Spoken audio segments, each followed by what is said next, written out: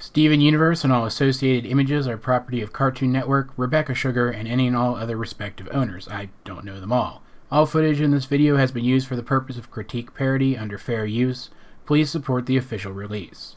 There has been a lot of talk about Pearl lately. Since the most recent Steven Bomb and the reveal of 2 other Pearls, details present on those new characters have gotten the fandom speculating on Pearls as a whole, as well as the Pearl that we know and love specifically. I noticed the same details myself, and I just couldn't help discussing them a bit.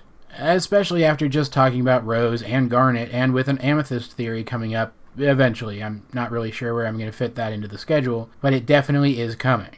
Anyway, I guess you guys could think of this as the Pearl conspiracy if you really want to, because quite frankly it's the only Pearl-specific theory that I really see coming anytime soon.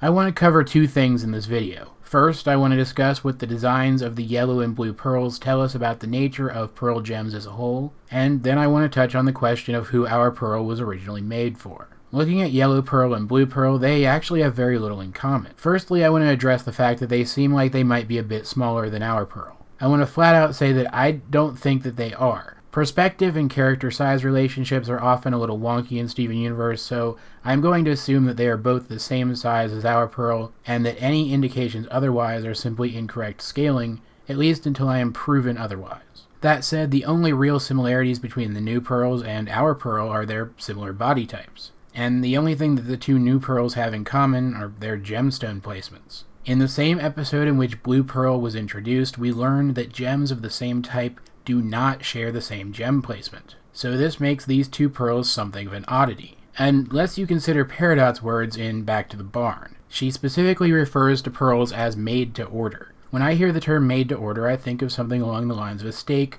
made just the way I like it. Or, more appropriately in this case, a piece of jewelry that can be customized by choosing the metal, the stone, the setting, etc. If pearls really are made to order, that explains not just the shared gemstone placement between these 2, but the wildly different color palettes and designs between all 3.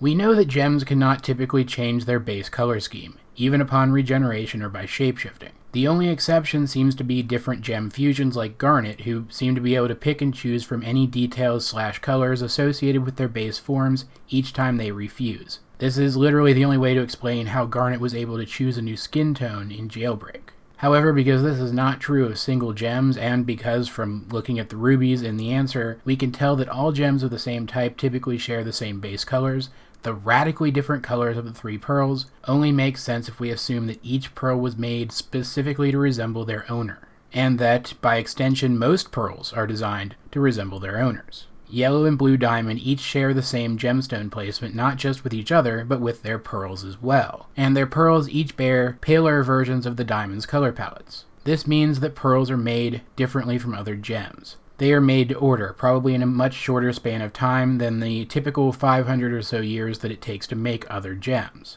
And they can be customized to look however their prospective owner wants them to look, within the framework of the pearl body type. This raises all new questions about pearls, such as just how much are they manufactured? Do most pearls not actually have free will? Is it something that's programmed out of them and our pearl is only an accident? Are pearls even made in kindergartens like other gems, or are they made using a different method altogether? And sadly, I simply don't have the answers to these questions, as there is very little evidence either way for either of them.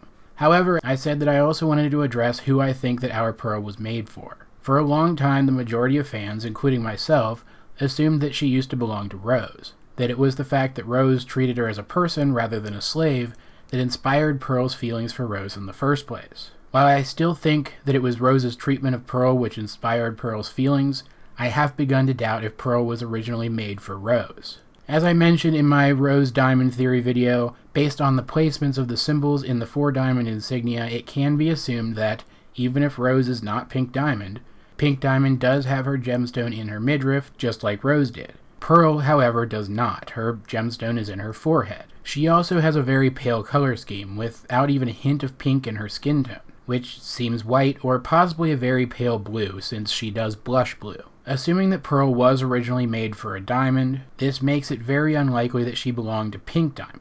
And as she also shares no real design commonalities with Rose, it can also be assumed that she wasn't made for Rose either. And no, the pink in her clothing doesn't count. In fact, Pearl seems to wear clothing featuring the colors of all 4 of the diamonds, maybe as a symbol of defiance against their regime. So assuming that Pearl was made for a diamond and not some random other high-class gem, who was she made for? While we don't see her specifically, we do see a mural of White Diamond on the moon base, and she has the exact same gem placement as Pearl. The only hang-ups are Pearl's pinkish hair and the pink diamond symbols present on her spacesuit, as well as the diamonds that she contributes to the designs of sardonyx and rainbow quartz.